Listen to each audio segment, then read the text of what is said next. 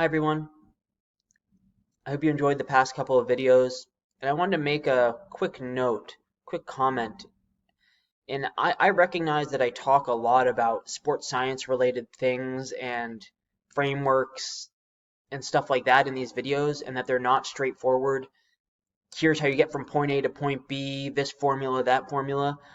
And I apologize to those of you who have to sit through me talking about stuff that might not be important to you. I just want to throw that out there. But those of you that do appreciate the sports science stuff and why things are the way they are, keep listening, because I think that you'll get a lot of value out of the things that we talk about and the rationale for why I'm doing things the way I'm doing them based on the experiences that I've had.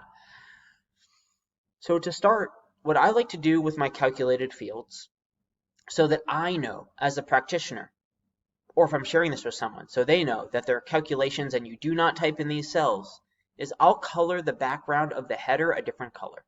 So I'm going to choose this gold color here, and we know that these are calculations like we talked about in the last video. We're going to pull in position using a calculation. We're going to calculate an event ID, which probably isn't a good name for what that is. And the CMJ average will be a calculation. And it's just an example. The CMJ average is just an example because I wanted to give an example of calculating an average or a max or a min of something using the data you are collecting. Because I want you to avoid just putting in an average number or a maximum number or a minimum number, because you want all the data. You never know if you're going to want to get changed to an average or a maximum or a minimum. So having all the trials that you perform is beneficial. The other calculations are these ones: TBDL relative strength, trap bar deadlift 1RM, bench 1RM, and bench relative strength. Again, you may have different calculations, but here are the ones that we're going to go through just to show you how to perform calculations in a database and also how to integrate other databases into this one. So the first thing that we're going to do is integrate our player profiles dataset or table into this dataset, so that we can calculate averages, maximum, minimums, comparisons between positions. To do that, we're going to use a formula called index and another one called match. You probably guessed it. We use these things a lot. So to start that process, we're going to do essentially the exact same thing that we did when we created our player profile card here. But it's good to practice this because these functions are used a lot, in what I do at least. Go equals index, open parenthesis. Now, what do we want to bring back into this cell? We want to get the position for this person, or for the name in this row. And to do that, we're going to look for our reference. Let's go to the profiles area, and let's just select column B, because we know that we want to bring the position back, comma. Now, which row do we get the position from? And we've actually done this exact same formula already, but we're doing it again. So we want to get the position for not row 2, 3, 4, 5, or 6. We want to get the row, or we want to get the position for the row that the person's name matches the name in this list. So we'll use the match function. Open parenthesis.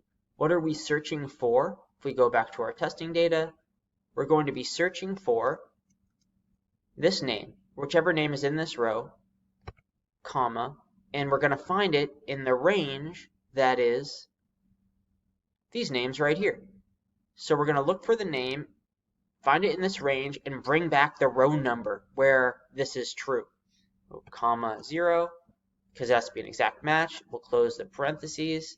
We don't need a column. We could type column number 1, but we don't need one because there is only one column. And click enter.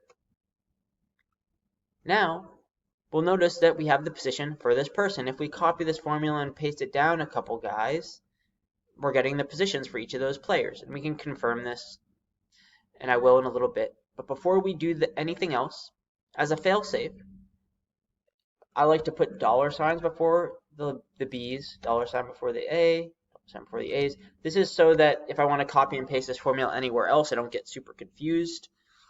And then the other thing that I like to do is add if error, open parenthesis. So if there's an error with anything going on in here, what do we want to do? Comma, let's make it quote, quote, or blank. Close the parenthesis and click enter. And now we can copy this formula, and I'm going to hold down Shift Control down arrow on my PC that is not a Mac. And it brings me to the bottom of the sheet. I'm going to hold down Control and V to paste the formula into all these cells, and if we click on them, we can see. And now we should have a position for every player for every date. And that looks great. So we're done with that, and we can just quickly check. Jim Harding should be a wing. Laquan James should be a forward. If we go to our player profiles, Laquan James is a forward. Jim Harding is a wing. Perfect.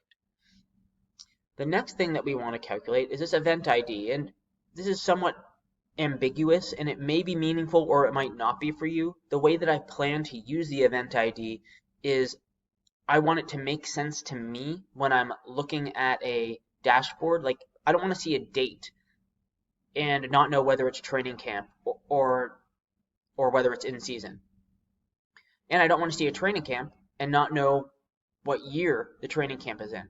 So what essentially I want to do with this column is I want to combine the season phase with the season year when it's a training camp. So I know it's the 2019 training camp or 2020 training camp. And for you, that might be 2019 fall, 2020 spring, whatever it is. And for in-season testing, I want to have the date with in-season in it so that I know that, number one, it's in-season testing, and I also know the chronology of the testing. I hope that makes sense, and you'll see how I use it later, but let's focus on the calculations for now. To do my calculation, I'm just going to use a couple of if statements and some nomenclature within Google Sheets to tie some things together. So we'll start with equals if. The first thing that I want to know is whether or not the name is blank. If the name is blank, then I want this cell to be blank because there's going to be no data in it. So equals if this cell, A2, equals quote, quote, or blank, comma, then we want it to be quote, quote, or blank. Comma, and if that's not true, in other words, if there is text in this name cell, then I want to do another if statement. So I'll say if the season phase, or cell E2, equals, quote, in season, end quote, comma. The reason why I'm doing this if statement is because I want a different thing to happen when it says in season compared with training camp. And for you, this would entail knowing what these phases are if you want them to do different things depending on the phase. But you might just be content with adding the season phase to the season. And that'll happen in this formula a little bit later. So if E2 equals in season, I want to do the season phase ampersand.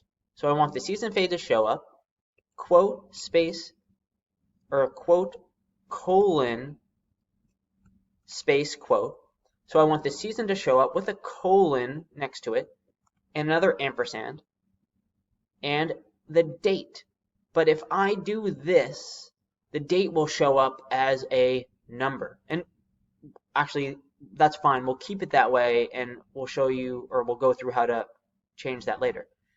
So if this season phase equals in season, we want the in season to show up and then the date, comma, if now, if that's not true, if the season phase equals, quote, training camp, or actually let's not even do that. Let's just say if that's not true, then we want whatever this training season phase is, ampersand,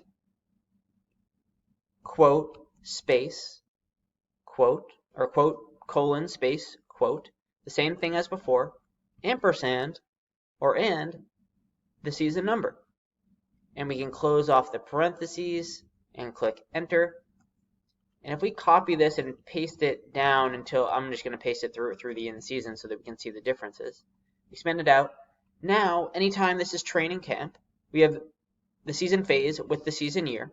So I know that these are all training camp 2019.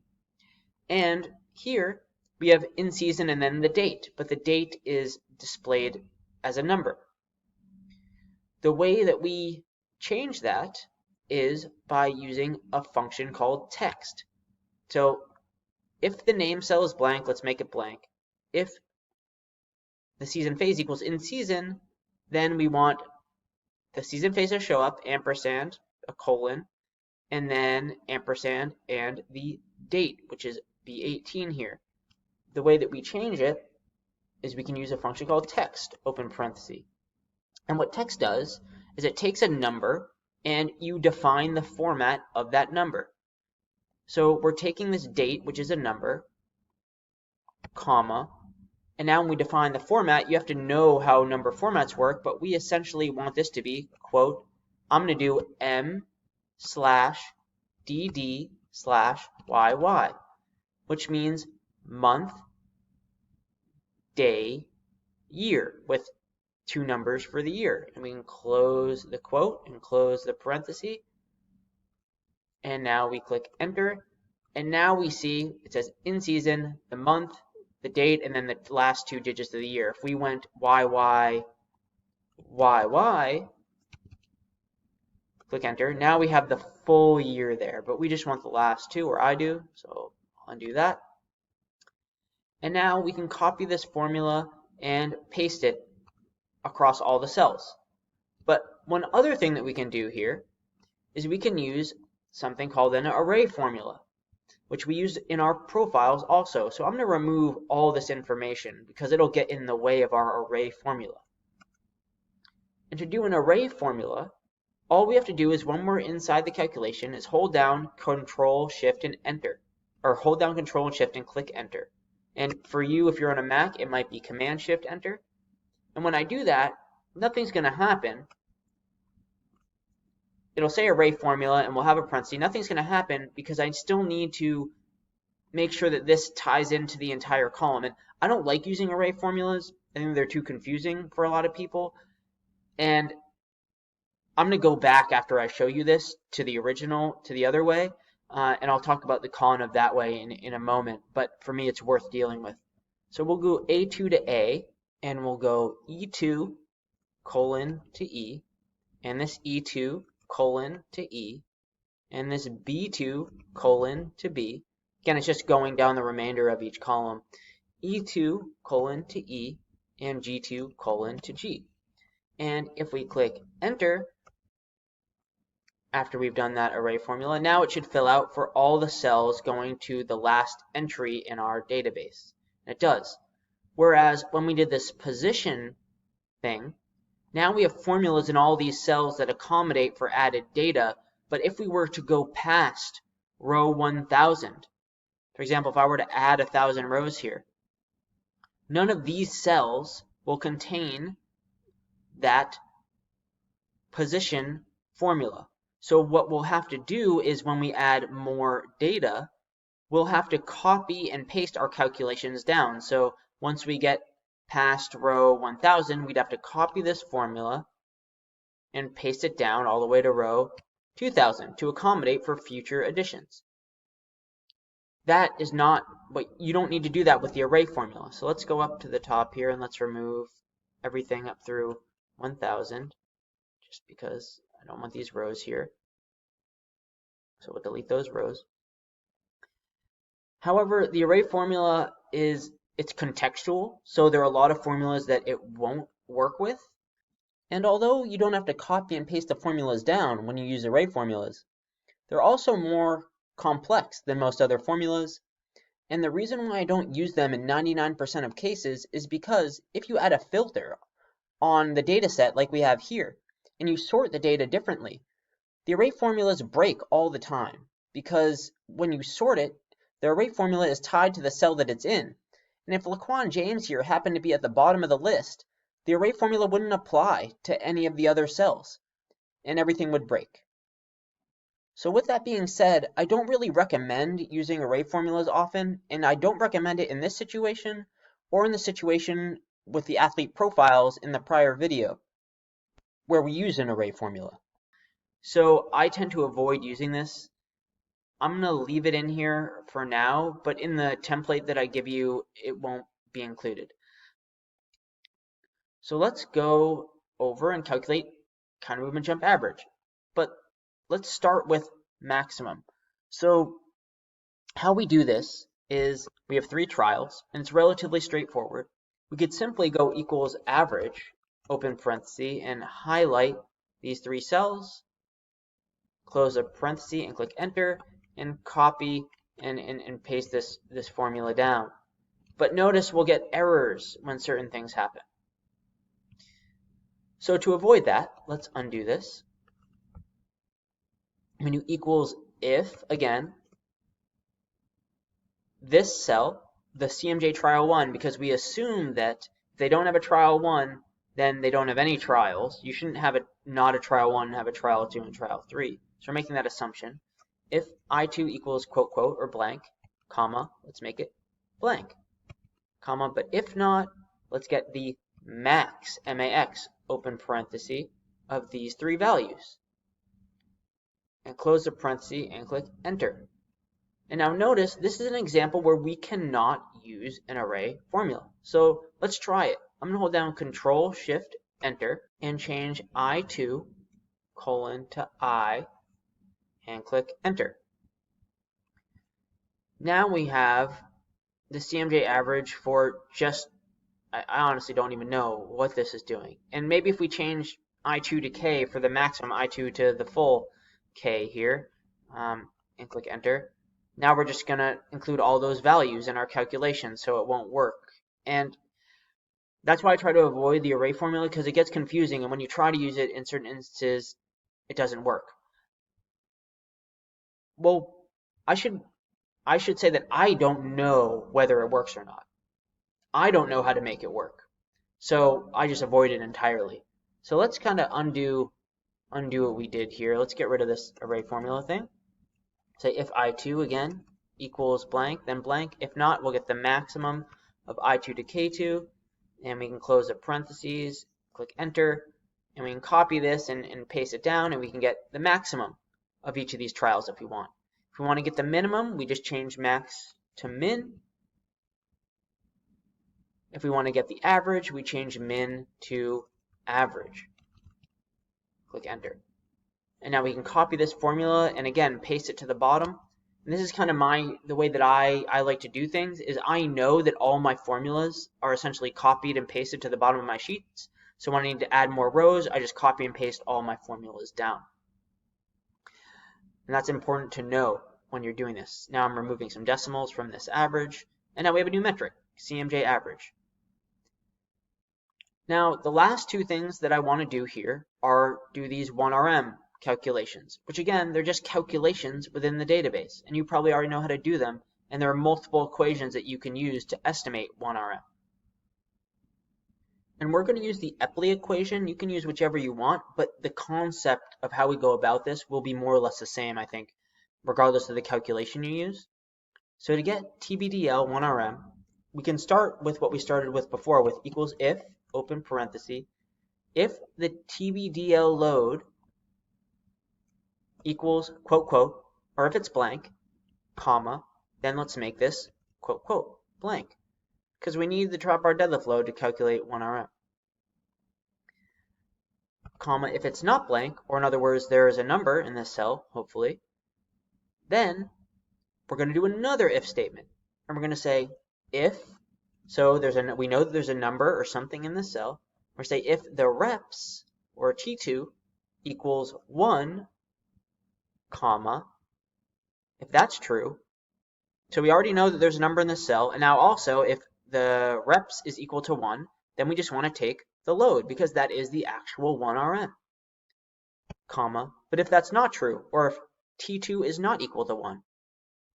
So pretty much if there's load in this cell, but this is not equal to 1, or the reps are not equal to 1, what do we want to do? And now we want to apply the equation that we have, which is 0.033 multiplied by the reps multiplied by the load plus the load.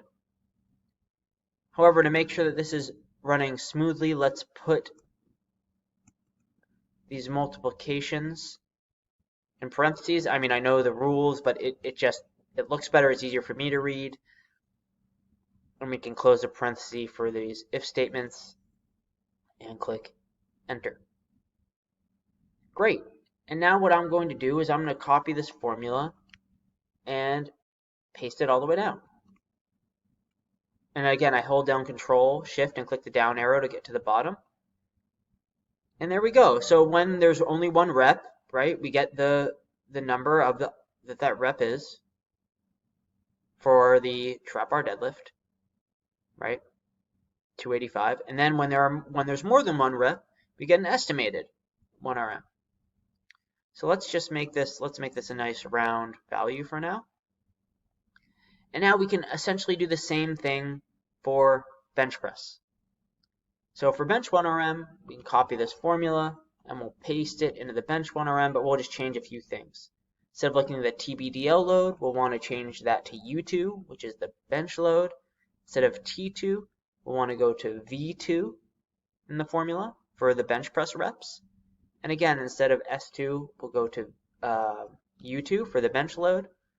So pretty much all the T's we're changing to V's, and all the S's we're changing to U's. And we can click enter, and copy that formula once we're done with it, changing all the S's to U's and all the T's to V's. Copy it and paste it to the bottom.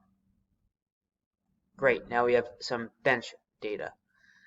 And we will remove the decimal points. I know I'm actually way over time on this video. I want to keep every video to 15 minutes or less.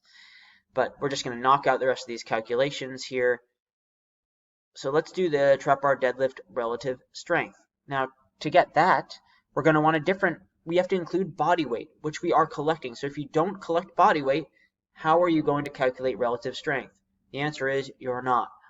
So make sure this is part of the process, right? You got to make sure that you're collecting the information that you need to perform the calculations you need, which is why it's really important for you to go through this process and try to understand, okay, what am I going to need to get position averages? What am I going to need to look at training camps versus in season? What am I going to need to calculate relative strength? Well, you need body weight. It seems intuitive and obvious, but oftentimes I run into people that say, oh, how do I get relative strength? And they don't have body weights, right? Well, how are you going to calculate that without body weights? So you just got to think about these things before you start collecting the data and making up the framework. So for relative strength, what we know is we can go equals if, and now instead of just saying one thing is blank, we're going to do or. If, or.